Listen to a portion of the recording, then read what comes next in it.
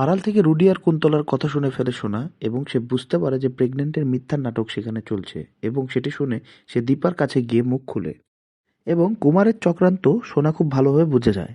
এমনটি আমরা দেখতে পাবো অনুরাগের ছোঁয়া আগামী পর্বে। কুন্তলা রুডিকে বলে, তুই মাতলামিপনা করে এগুলো কি করছিস? তুই কি আমাদের সব প্ল্যান ফাঁস করে দিবি? সোনা যদি কোনোভাবে জানতে পেরে যায় যে সোনা প্রেগনেন্ট না, তাহলে কি অবস্থা হবে তুই বুঝতে পেরেছিস একবার? সোনা হচ্ছে আমাদের তুরুপের তাস, আর সেটা আমাদের হাত থেকে খুব সহজে বেরিয়ে যাবে। আর সোনা সত্যি জানতে পেরে গেলে সোনা তো অবশ্যই মুখ খুলে ফেলবে। আড়াল থেকে সোনা এই কথাগুলো শুনতে পেরে চমকে যায় আর মনে মনে বলে ওঠে, কি, আমি তাহলে মা হতে পারছি না? এই কথা শুনে সোনা দীপার কাছে ছুটে যায় এবং দীপাকে সব খুলে বলে এবং এটাও বলে যে ওই গুরুদেবটা আর কেউ নয়, ওই গুরুদেবটি হলো কুমার।